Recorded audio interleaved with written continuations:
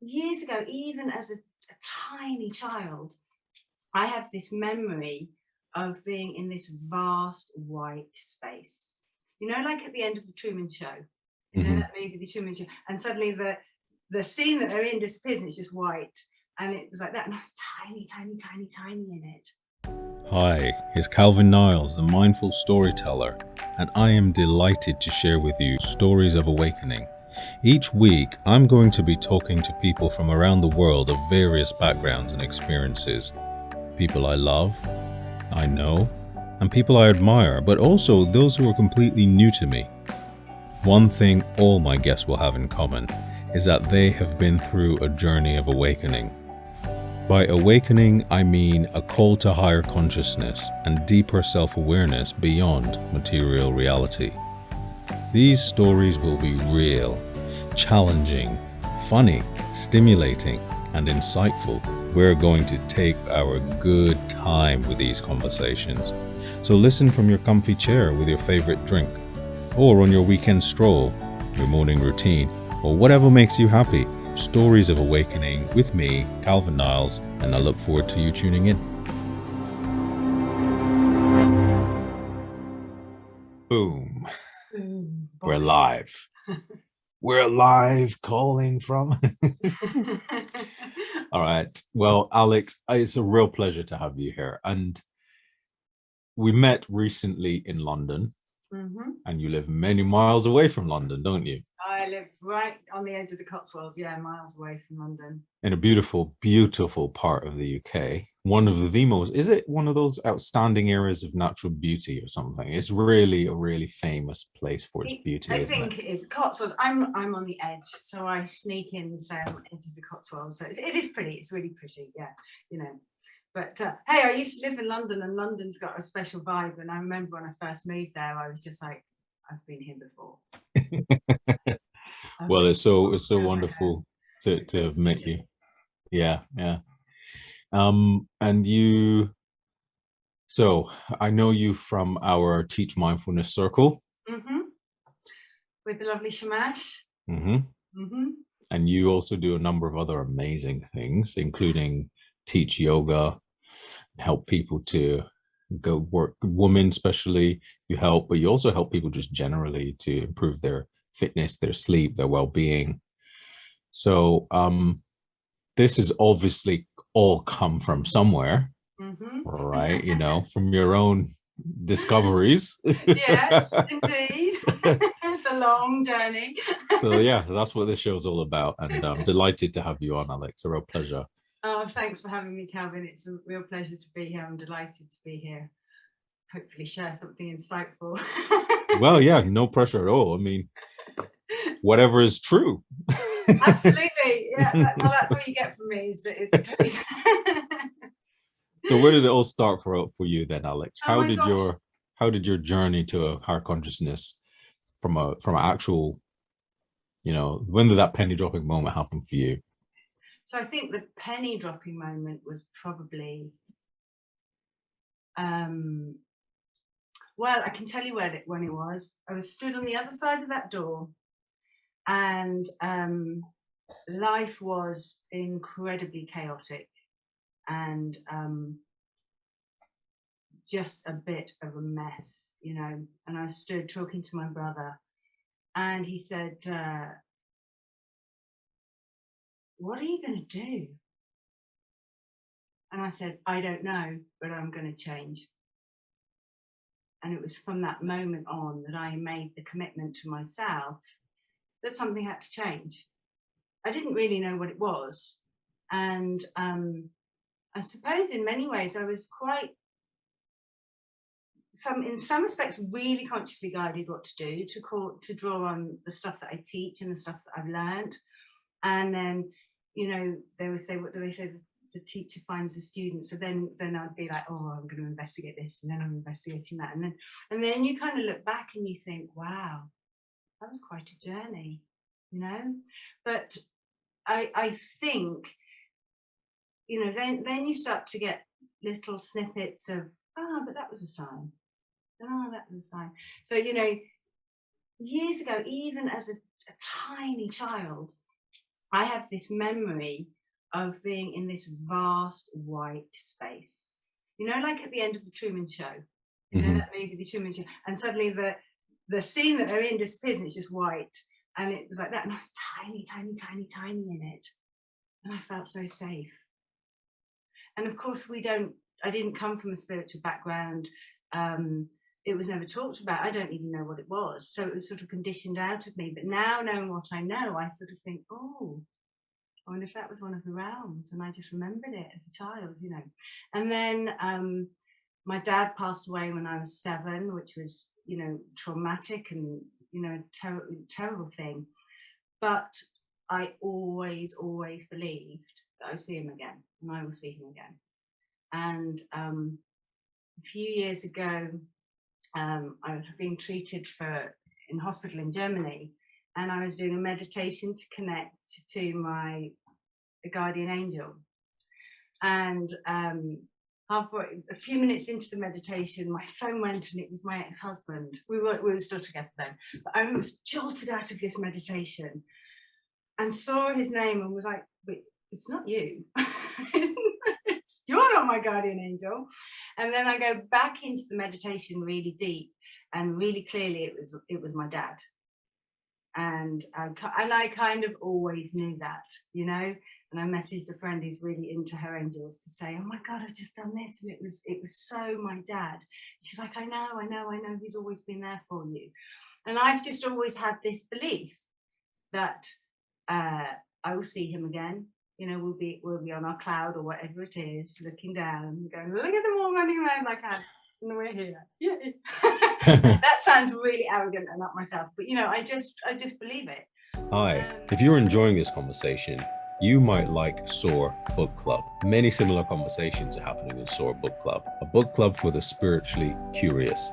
If you like spiritual books and community, then why not join SOAR, where we can grow together, learn together in a fun and nurturing environment. Click the link below in the description to find out more about SOAR Book Club, or to find out how you can join. It'd be nice to see you there. And so sort of recently, going on the journey that I've been on, I was just kind of like, what, belief is such a huge part of it. It doesn't matter what you believe. It matters that you believe. Obviously, it matters. When I say it doesn't matter what you believe, there are so many different routes to a spiritual awakening, and whether that is God or Allah or Buddha or Zen or yoga, or there are just so many different routes to discovering a more conscious, awakened way of being. Yeah. Mm-hmm. That actually what's really important is believing. And it doesn't matter if that's the universe or source or what it is, that belief is one of the most important parts of it, because most of the fundamentals behind it all are pretty similar. Yeah. And I got to obviously just put a little caveat on that, we're believing in unconditional love and, a sense of, we are all being looked after. And it will be all right in the end, Might not be in this plane and this realm, but it might, it'll be in a different realm. Yeah, I don't know if that makes any sense. I'm just yeah. woo-woo, and you're like, no, reel it in, hang on. Yeah, I'm bilingual. So yeah, thank you for that. So you mentioned that you weren't always in a spiritual family, or you didn't really have that sort of upbringing, and then at some point you found meditation. Yeah. At some point you found your yoga practice and your other rituals that you have. What inspired that? Right, so that was a sort of much further down the line. So I'd always done yoga on and off through my adult life. Kind of, I knew it was good for me. I knew it was, and I always felt better when I did it. But I probably committed to a once a week practice. But I also had something called bronchiectasis, which is a lung chronic lung complaints. That means you're really prone to chest infections and pneumonia and bronchitis. And so being upside down wasn't a great place for me to be, because I'd always, I'd cough quite a lot, and it was hard. And then being in Shavasana, where you lie on your back at the end of yoga in Shavasana, and that's when you invite your body to absorb all the benefits of your practice. Yeah. But that was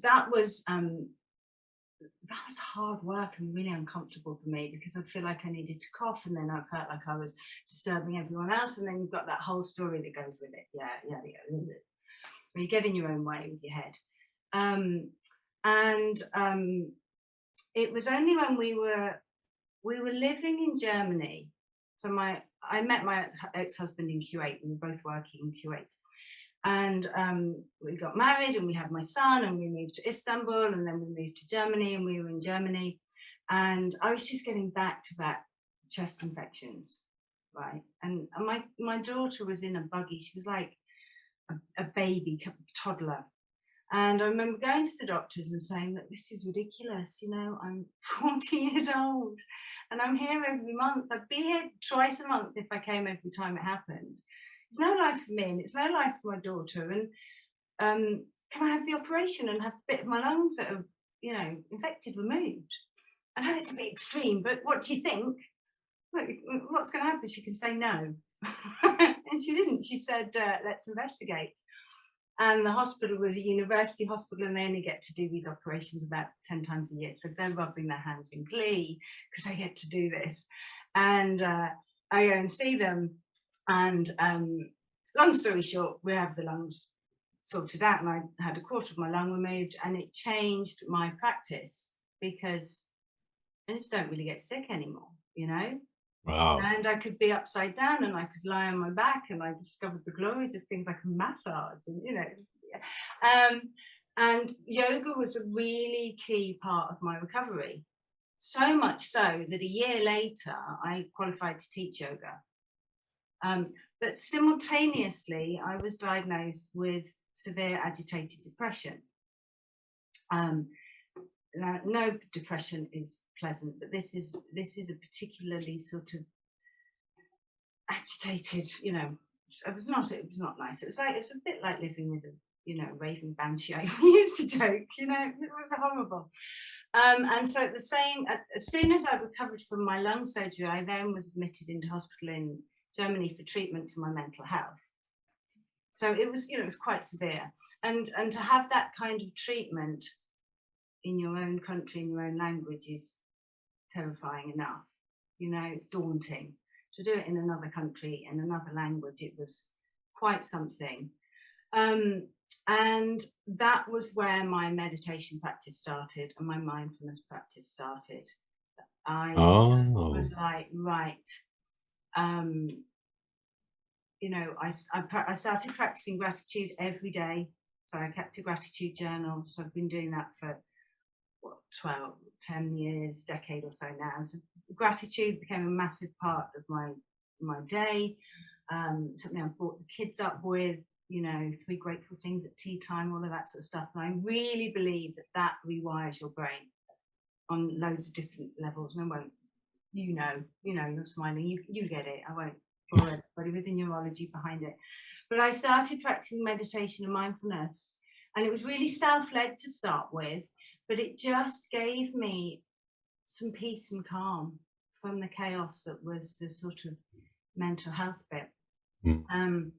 And you started this while you were in the hospital, so you knew that it was available to you already. Nobody came and fed it to you. You kind of had it in your toolkit, did you? It was kind of in my toolkit. So a friend had once recommended the book Goldie Hawn's 10 Mindful Minutes or something, I think it's called. And unbeknownst to me, when I'd read this book, Goldie Hawn does loads of, she's got a mindfulness foundation, and she does loads of stuff with in schools and for kids. And this is what this book's about, 10 minutes. And kids are innately mindful, they're innately present and conscious and engaged. And then we manage to condition it out of them. Well, that's madness. Let's start nurturing that in them. So that's where it started with it, how, being there for my kids. But then I was like, hang on a minute, this is going to work for you, you know. And of course in the hospital they teach you different, you know, some coping tools. Yeah. Yeah. So I that's when the practice started. And so then I practiced and I did yoga and I trained to do yoga, and then we moved to Bangkok, and there I had the opportunity to do some proper meditation courses. So one of my friends, a beautiful lady, Violaine, French lady, was a practicing Buddhist. I believe in the Dalai Lama's arm of Buddhism, and she ran some courses. So I must have done in Bangkok, oh my gosh, 2 hours course with her every week, pretty much for the whole 2 years that we were there. And then I sort of learned how to do it properly.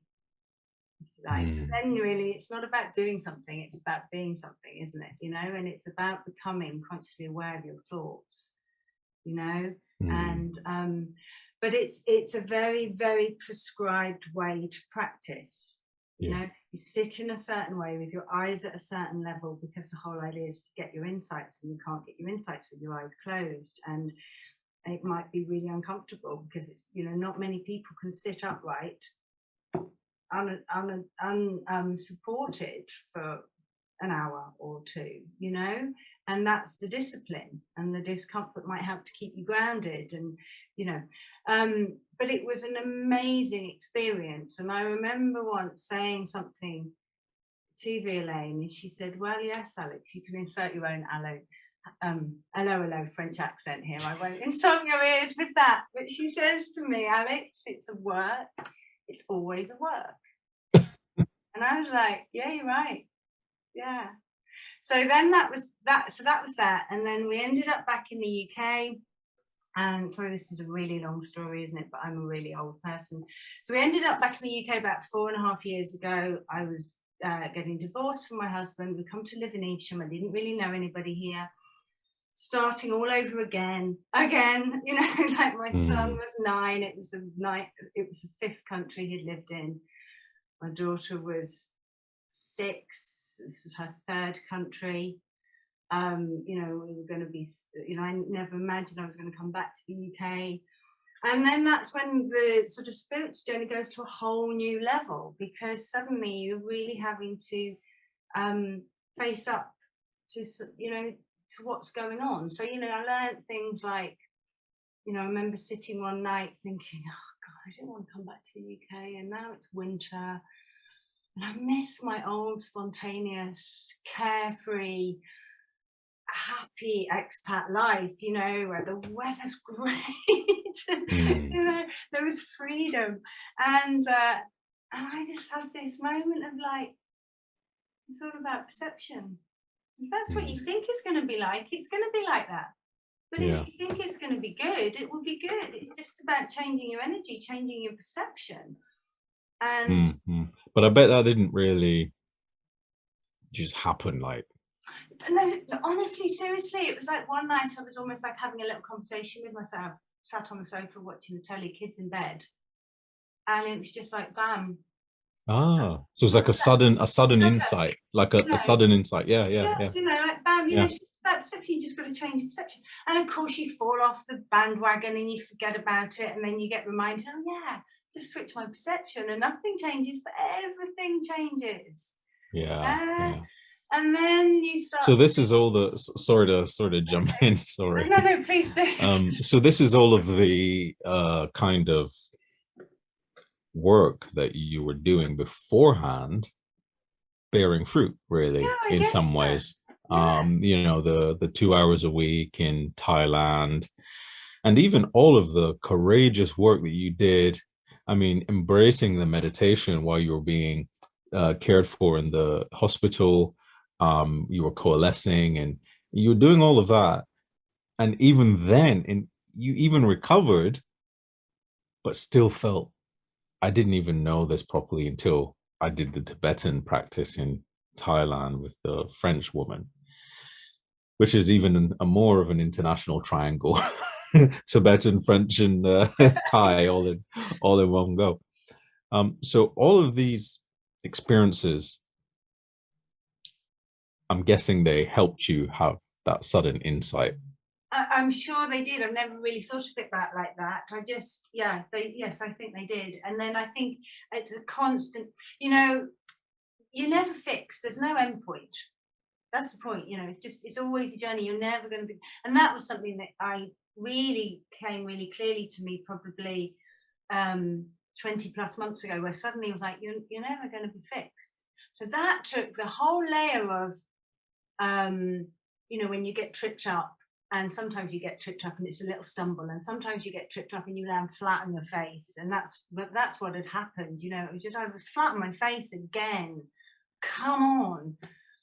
And every time it would happen, I would feel like a huge failure, because you're this big fraud. You teach yoga and you teach mindfulness. By this point, I've finished Shamash's course. I was starting to teach mindfulness and meditation and coach people, and you keep falling over. And then I realized, well, that's life. You will get tripped up.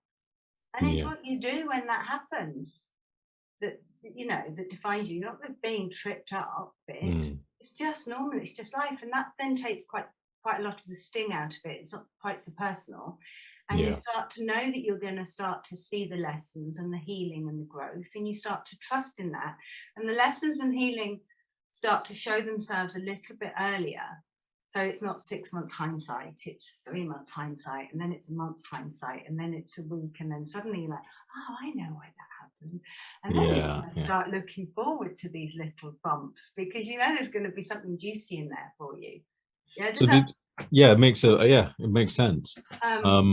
Did you feel that, you mentioned, this kind of awareness that's developing, and did you feel, because 7 years old, your dad died, which is a huge deal for any kid, and then you went through your life traveling the world, and when you talked about this, as you phrased it, wild banshee that you were living with, was it that you had something unresolved that around missing your dad, or do you know what triggered you to need the mental health care in the first place? I do now. I didn't then. At the time we basically, in the context it was in at the time. So, we lived overseas, moving fairly regularly. So you are, you're thrown in. You can't be that slightly mad newbie on the block. You kind of got to be together.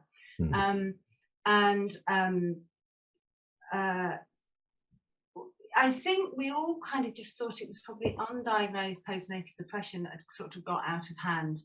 And before we moved to Germany, we'd had a few months in the UK living at my ex-husband's family home with his octogenarian parents, which was amazing to be there. And they're from a massive family, and my ex-husband and all his brothers look the same, so my kids actually know who each of the uncles are now, which they never would have done if we hadn't lived there. There were lots of really amazing things from being there, but I arrived in Germany quite fragile, but with no space. I had to hit the ground running. I had full responsibility for the kids because my husband worked long hours and traveled, and I always just thought I was just a crap mum, letting everybody down, failing miserably when everybody else seemed to be doing it with so much more grace and ease. That's what I thought. And then it was only recently, so the catalyst to the more recent and more rapid spiritual awakening was being broken into pieces by the menopause.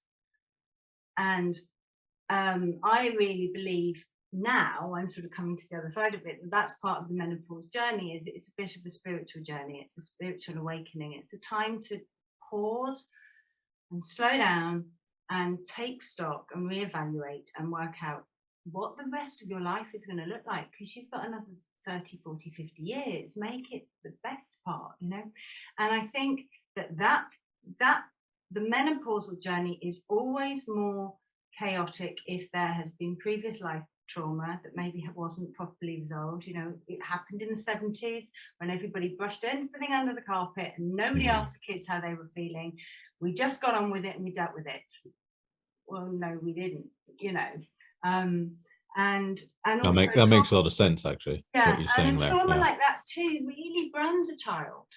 Yeah, that's something at an age where they've got no logical thinking, you know. So there's layers of that. There's layers of a not particularly supportive relationship from a co-parenting point of view with my husband. You know, it was all on my shoulders. Anyway, the menopausal piece is that as I'm sort of going through that journey and understanding more about perimenopause, which can happen for women in their 40s, and the hormones are changing, and the whole thing with menopause is it's sort of dressed up as, well, you get fat and you sweat, and lots of really, really corny, really bad comedians' mother-in-law jokes, yeah. So I just thought it was a stereotype, but actually that is, you know, but actually perimenopause is very high. I think the rates, I heard somewhere, Calvin, 90% of women get misdiagnosed with mental health problems. It's a lot of women. And that's what happened. You know, we were in Germany, lucky enough to get a diagnosis, let alone treatment, never even questioned it. And open close brackets, like Peter Pan complex in I'm still 25 in my head. You know, none of us thinking we're old and it's menopause or perimenopause. I didn't even know about perimenopause until properly understand it until about a year ago, and then did some more research and looked into it and realised that there are a lot of women out there who have their babies late, and when you have and sometimes giving birth can trigger menopause because it's, you know, these massive hormonal changes, and so you've got loads of women out there who think they are letting their families down and failing everybody, and that they are crap mums, when in fact they're being sabotaged by changing hormones, you know. And so I think now on reflection, that was the catalyst, that actually it was less mental health and it was more menopause, and so that's why the whole way through. And I suppose it doesn't even help. Yeah, the thing I was thinking just now, thought came to my mind, is it doesn't help that if you are misdiagnosed, then you start to question your own reality, don't you? Mm-hmm. You know, it's like when they say, remember that film Shutter Island with Leonardo DiCaprio? And, you know, he was completely fine when he went into the mental institution. Then he actually had mental health problems when he got in there, because people start to believe, I am actually not well. And then the whole reality gets warped. So I can imagine if you're being misdiagnosed with anything, but in this instance, mental health, which is not something you can see. So you can't say, somebody says, oh, you're bleeding. I'm not bleeding. Then you look, don't you? You go, I'm not bleeding. And then you look, oh, am I bleeding? Oh, no, I'm not bleeding. I can't. But obviously, because you can't see anything, you start to continually question, am I okay? Well, the experts say I'm not.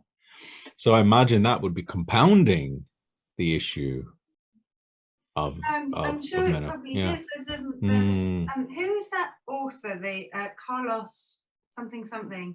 You know, the Spanish, and he's got 3 names, and he tends to write short stories.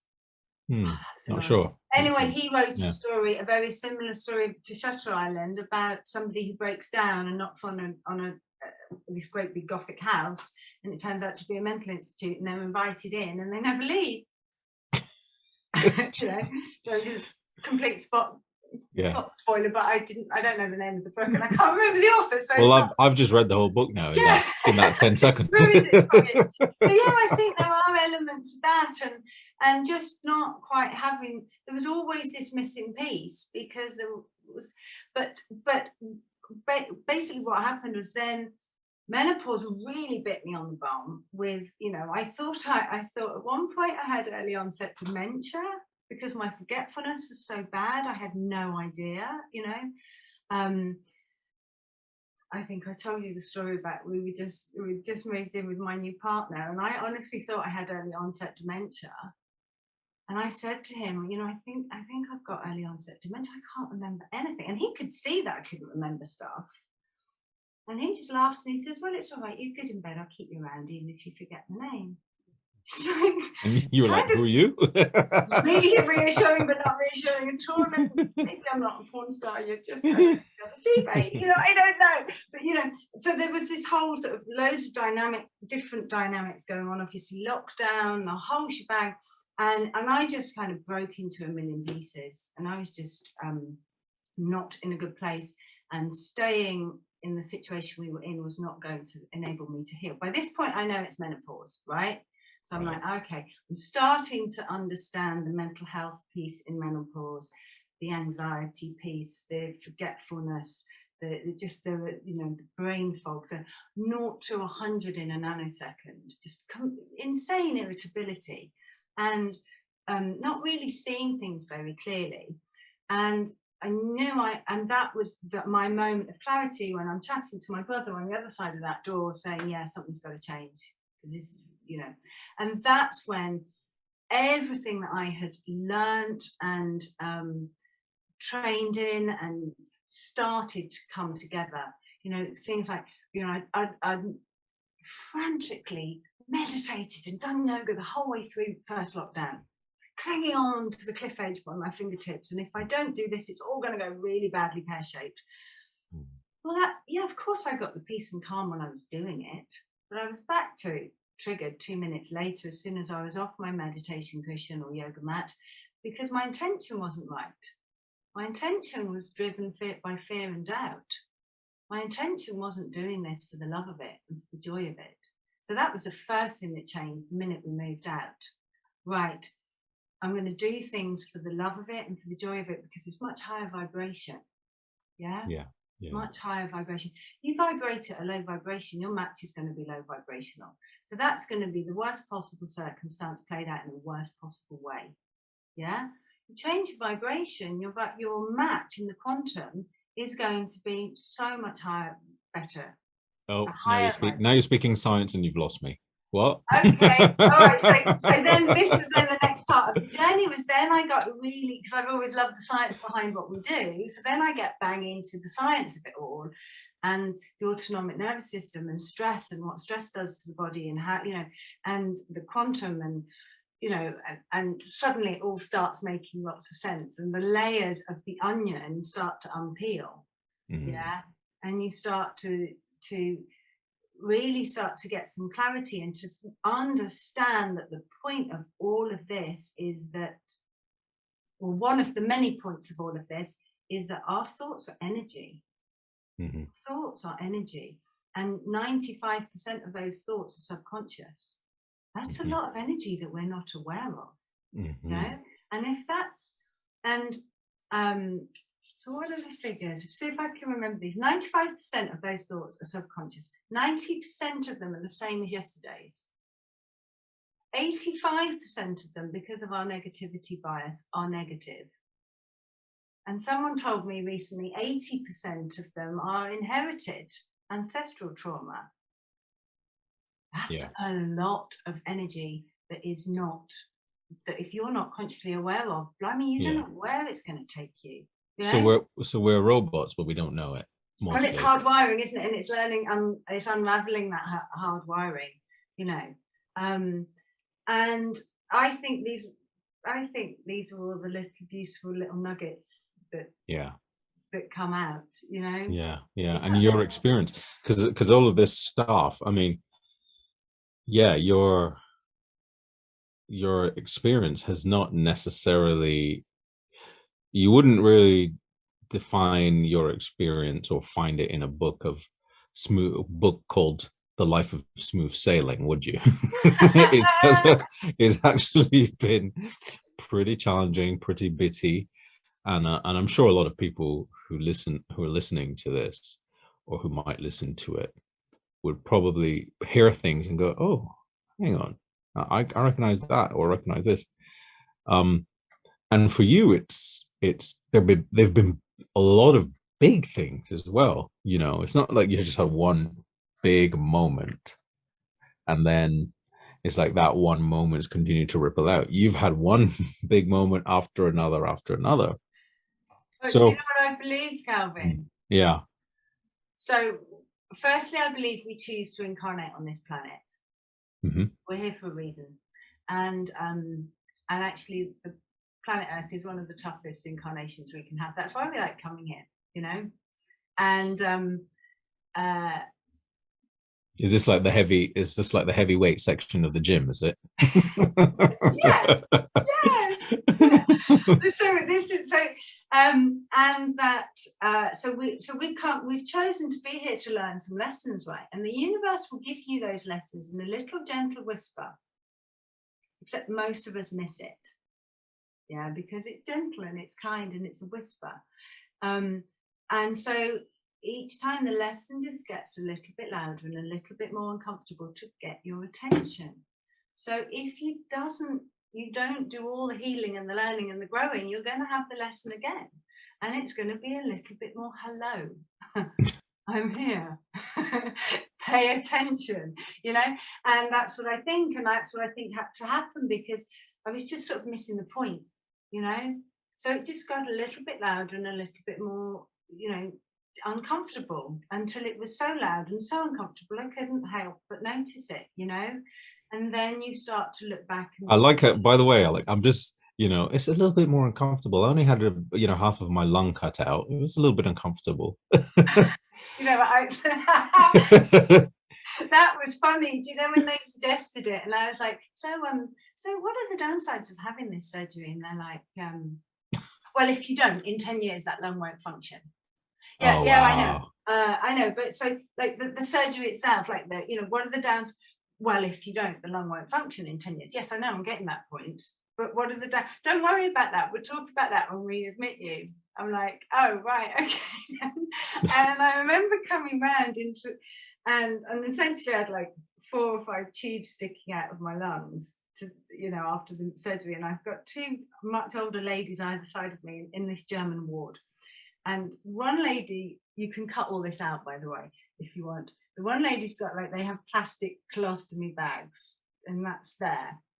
And the other lady on this side can barely breathe. And I remember one night lying in bed, and they both sound like they're dying either side of me. And I can't laugh and I can't cough because the pain is excruciating. And I had thought, I've had a C-section, it'll be easy. I never thought about how painful it would be, and the panic of lying there and thinking, can I breathe? Can I breathe? Yes, you can. Mm-hmm. Do not let this take effect. You can breathe. You know, don't believe everything you think. Don't believe everything you think. You know, talk myself out of almost going into a panic attack because 2 people either side of me were barely breathing. And I, you know, was in a lot of pain. But yeah, I never even imagined how severe it would be, really, which is daft because obviously it was quite major surgery. Yeah, but yeah, going back to the whole, yeah, I do think that the lessons, listen to the lessons when they're a whisper. Don't wait till they're beating you over the head, you know. But I think, you know, really. But how do we hear the whisper? How do we hear the whisper? That's the thing. That's the thing. Yeah. And that is slowing down. That's being still. That's turning inwards. You know, giving yourself that space. I think, you know, modern life encourages us not to do that. You know, we're constantly engaged on, you know, we've got 24-hour everything on that. Yeah, and there is an expectation, and that people don't really enjoy being still and quiet and in their own space, and actually that's where all the, you know, where some of the most beautiful things are, you know. So I think that's how you do it. I think also when things happen, and you learned, and you were beginning to learn this after because you mentioned, you know, this phrase stuck in my mind a minute ago when you mentioned frantically meditating, frantically doing yoga.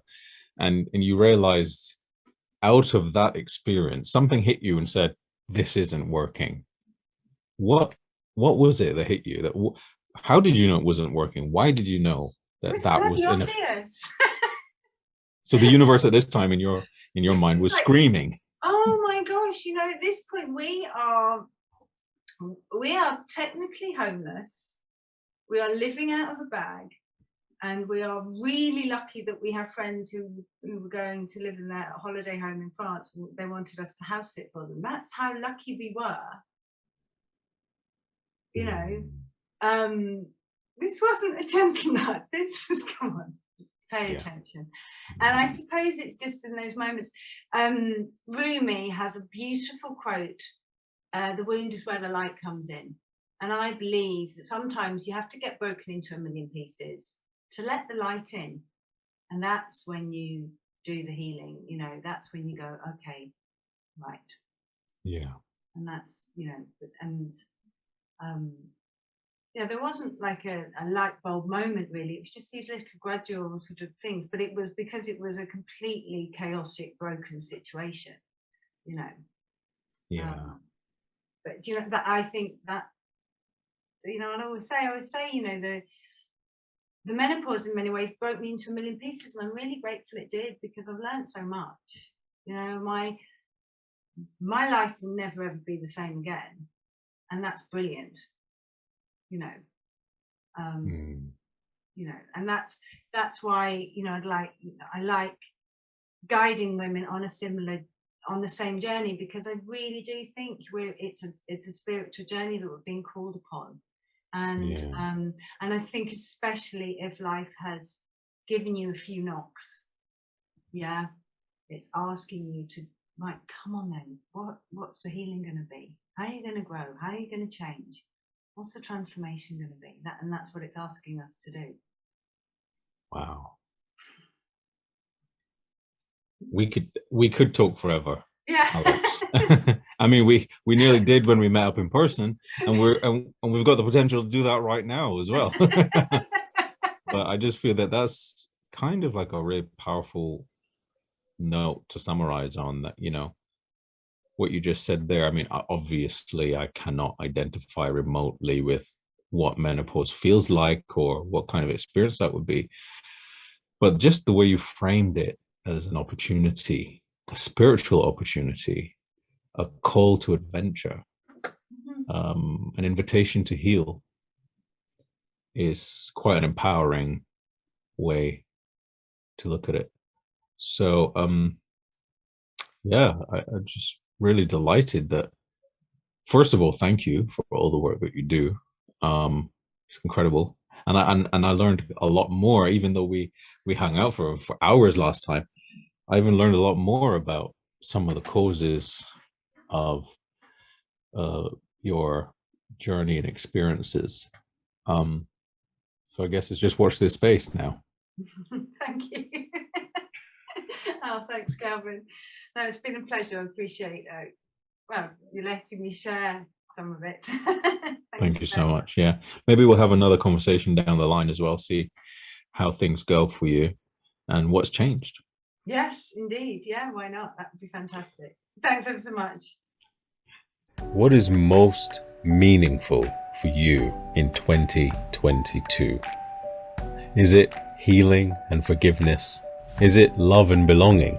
Or maybe it's the courage to be and to act. SOAR Book Club has all of this for you. If you want to read more and need accountability to keep you moving forward in your already busy life, are you looking for inspiration to develop your spiritual awareness? Maybe you want to be part of a positive community during these uncertain times, or connect with like-minded people who love stories and books. Then join SOAR Book Club. Hop on board.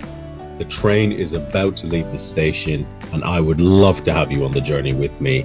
So click the link below to join. That's SOAR Book Club with me, Calvin Niles. I hope to see you there.